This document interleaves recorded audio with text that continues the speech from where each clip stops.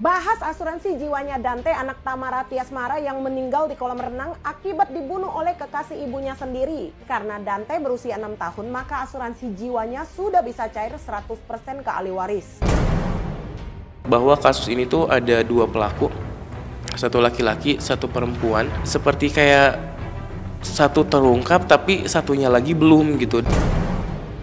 Nah, kayak hari ini ya, di Instagramnya Angger Dimas, itu masih mengindikasikan bahwa kamu nih bohong gitu Tamara kesannya. Kamu menutupi sesuatu hal. Makin panas, terkuak kebenaran bahwa benar adanya, ternyata Dante memiliki asuransi yang bisa dicairkan kepada ahli waris apabila Dante meninggal dunia. Namun, asuransi tersebut tak akan bisa cair jika Dante dibunuh oleh ahli warisnya sendiri. Seperti yang diberitakan sebelumnya, Tamara Tiasmara tak henti-henti dihujat dan dicurigai oleh netizen karena sikapnya yang terkesan lebih melindungi Yuda Arfandi dibanding memperjuangkan keadilan untuk Dante. Publik pun mulai mencurigai bahwa adanya kemungkinan Tamara Tiasmara terlibat dalam perencanaan eksekusi Dante. Bahas asuransi jiwanya Dante, anak Tamara Tiasmara yang meninggal di kolam renang akibat dibunuh oleh kekasih ibunya sendiri. Polisi menjerat Yuda dengan pasal UU Perlindungan Anak dan terancam hukuman 20 tahun penjara. Nah, pada asuransi anak berusia 1-5 tahun berlaku konsep lien. Lien clause merupakan klausula yang menetapkan pembatasan salah satu manfaat asuransi dalam periode tertentu selama polis aktif. Sebagai contoh, pada asuransi jiwa anak berlaku konsep lien, di mana jika anak meninggal di bawah usia 1 tahun, maka asuransi jiwa anak yang bisa cair hanya 20% dari total uang pertanggungan jiwa. Jika anak meninggal di bawah usia 2 tahun, cair 40%. Anak meninggal di bawah 3 tahun cair 60%. Dan seterusnya berlaku kelipatan 20% sampai anak berusia di atas 5 tahun. Jadi jika anak meninggal di atas 5 tahun, asuransi jiwa baru bisa cair 100%. Pada asuransi jiwa anak, nilai pertanggungan asuransi jiwa yang bisa dibeli biasanya maksimal 1-2 miliar saja. Dan nilai pertanggungan asuransi jiwanya tidak boleh lebih besar dari orang tuanya. Contoh, orang tua ambil asuransi jiwa 500 juta, anak ambil asuransi 5 miliar, kan bingung ya. Sebagai contoh, jika orang tua mengambil asuransi jiwa 2 miliar, maka anak tidak boleh mengambil asuransi jiwa lebih dari 2 miliar. Salah satu tujuan pembatasan nilai asuransi jiwa anak dilakukan untuk menghindari kejahatan asuransi pada anak di bawah umur.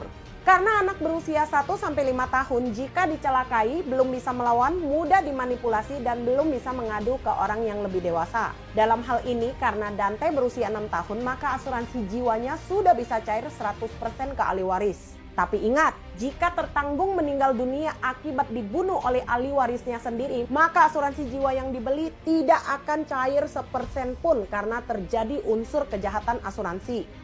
Nah, menurut teman-teman, apa ya motif Yuda tega membunuh Dante, anak dari kekasihnya sendiri? Kejanggalan sikap Tamara rupanya tak hanya dirasakan oleh netizen. Namun, kejanggalan tersebut juga dirasakan oleh Angger Dimas, ayah Dante. Angger Dimas adalah orang pertama yang mencium adanya ketidakwajaran dari kematian Dante hingga langsung meminta otopsi pada jenazah Dante. Hal ini berkebalikan dengan sikap Tamara yang terkesan tak terlalu bersikeras untuk mencari keadilan bagi Dante. Angger juga mencurigai pernyataan Tamara yang mengatakan bahwa Dante bisa berenang. Ya, di Instagramnya Angger Dimas, waktu Tamara merespon mengenai statement dari pihak sekolahnya Dante, Angger Dimas memberikan emote ikonnya adalah ketawa. Nah, apa yang sebenarnya mau disampaikan? Aku tuh kayak ada insting dan juga feeling gitu bahwa Angger Dimas kan memang selalu mengatakan bahwa dari awal saya tuh sudah curiga dengan kepergiannya Dante, ini ada sesuatu hal. Tuh. Nah, teman-teman juga bertanya, apa sih yang berusaha disampaikan dari Angger Dimas ini? Kenapa kok dia kesannya adalah di statement kata-katanya jangan serang atau jangan terlalu keras dengan Tamara, tetapi di beberapa reaksinya di media massa itu masih mengindikasikan bahwa kamu nih bohong gitu Tamara kesannya. Kamu menutupi sesuatu hal. mengenai isu berenang ini apa yang menjadi potensinya. Karena kalau aku analisis ya, kenapa isu mengenai Dante apakah suka berenang atau tidak, ini menjadi bagian yang menjadi perdebatan masyarakat, bahkan juga dugaan ini adalah bagian yang menjadi penyidikan dari Polda Metro Jaya, karena ini nanti berhubungan dengan tersangka berikutnya. Kalau seandainya nih, kita coba ada skenario ya, beberapa skenario. Kalau seandainya ternyata dari perdebatan isu mengenai Dante suka berenang atau tidak, kalau ternyata ditemukan bahwa Tamara berbohong, seandainya bahwa ternyata Dante itu nggak suka berenang, kemudian dia dipaksa, apakah ini menjadi indikasi ada peranan dalam peristiwa ini kalau ini nanti pasalnya adalah yang diputuskan oleh hakim nanti seandainya ini adalah pembunuhan berencana, artinya kan ada 5 peranan paling tidak. Eksekutornya, ada dalangnya, ada orang yang membantu, orang yang mengetahui, dan juga orang yang menutupi. Nah, masyarakat itu menilai bahwa kayaknya kalau Tamara ini kebongkar semuanya, jangan-jangan nanti dia masuk dalam kategori orang yang menutupi. Pernyataan Tamara yang dicurigai mengandung kebohongan soal kemampuan Dante yang bisa berenang, kelak akan dibongkar melalui aplikasi laporan yang dimiliki oleh sekolah. Dalam kasus ini, ada 2 pelaku yang dicurigai adalah dalang dari kematian Dante. Pelaku pertama sudah ditangkap, yaitu Yuda Arfandi, kekasih dari Tamara.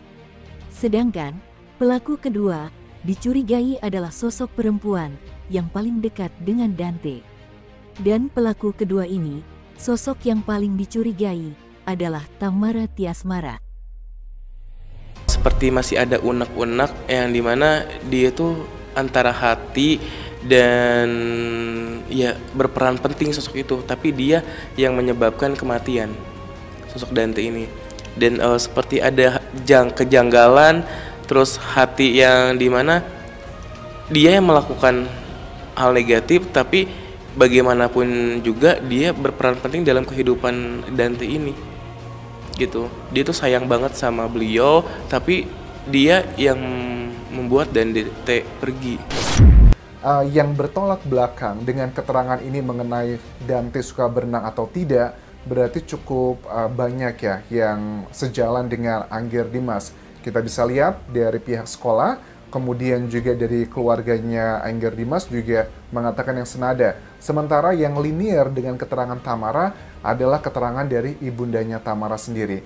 Tetapi untuk isu ini sebenarnya sudah bisa dijawab teman-teman. Sudah ada alat bukti yang dipakai oleh hakim nanti untuk menentukan mana yang benar dalam persidangan nanti. Apa itu? Adalah sebuah aplikasi yang dimiliki oleh sekolah tersebut. Pihak sekolah Dante mengatakan bahwa sekolahnya itu memiliki aplikasi, sebuah sistem yang setiap hari itu akan ada report untuk bapaknya, untuk ibunya. Jadi kita tinggal lihat aja jejak digital. Karena kalau aku lihat sini kan, ini termasuk sekolah yang mewah lah ya. Sekolah aja ada kolam renangnya, artinya kalian bisa tangkap ini adalah sekolah yang mahal. Dan sekolah yang mahal itu, setiap guru pasti tiap hari akan ada report apa saja aktivitas yang dilakukan oleh putra-putrinya di sana. Kita tinggal lihat nih dari jejak digital. Apakah pernah dari pihak sekolah mengatakan Dante hari ini berenang tetapi dia ketakutan, dia tidak mau nyebur air, dia ada peristiwa didorong sama temannya A, B, C, dan D. Itu bisa dibuktikan dengan jejak digital.